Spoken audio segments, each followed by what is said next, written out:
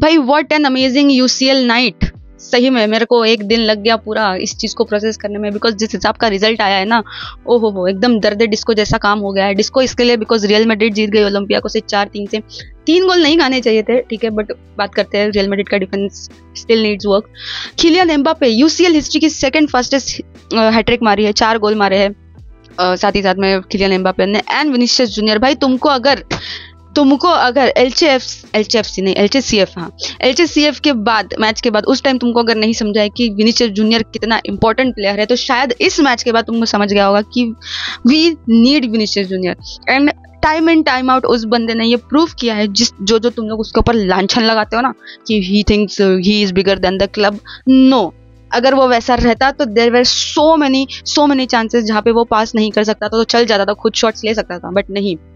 His unselfish passing, पास पे पास निकाल रहा है किलियन एम्बापे को भाई।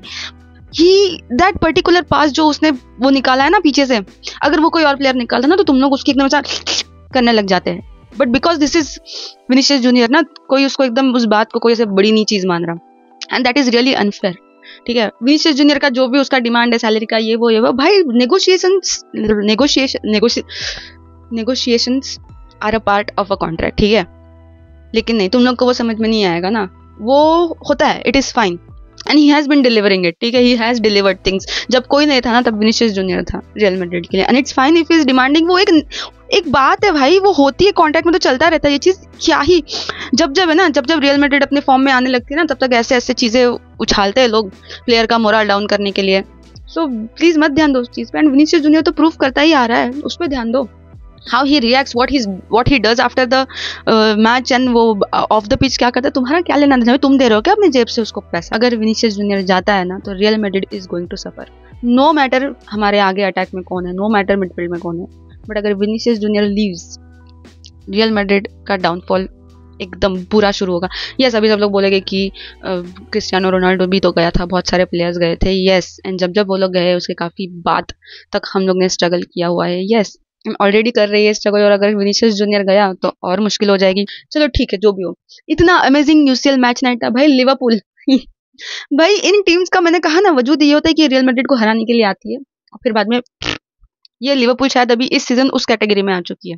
बिकॉज पीएसजी होती तो बात अलग होती है, पीएसवी से हारी है, ठीक है, पूरा टैक्टिकली आउटक्लास कर गई है पीएसवी लिवरपूल को। एंड यहाँ पे आर्सेनल जीत गई है बायर्न से, जो कि मैंने प्रेडिक्ट करा था, बिकॉज भाई ये corner FC, set piece FC बन चुकी है। Amazing game.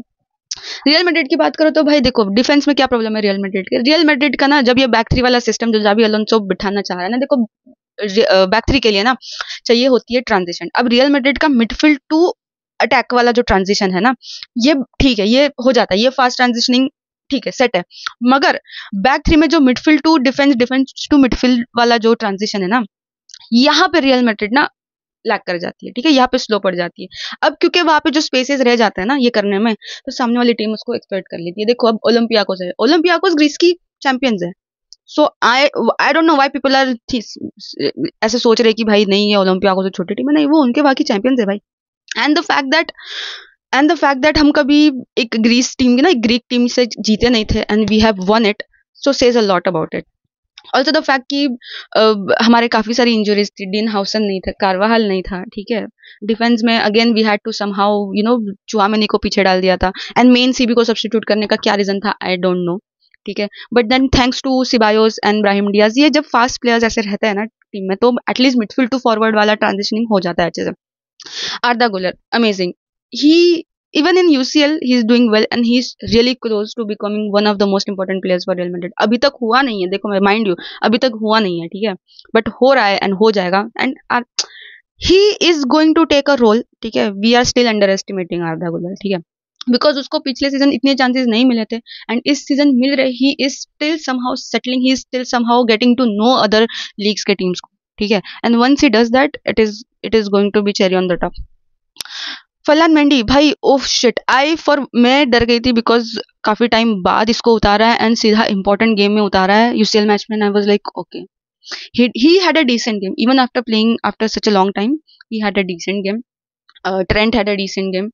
फेडे वल्वेर्डे कहीं ना कहीं लैग कर रहा था, मे बी बिकॉज ना उसको अगेन हम डिफेंस टू मिडफील्ड शिफ्ट कर रहे हैं ना बार बार, सो एक रोल प्रॉपर दे देना चाहिए फेडे वैल्वेर्डे को.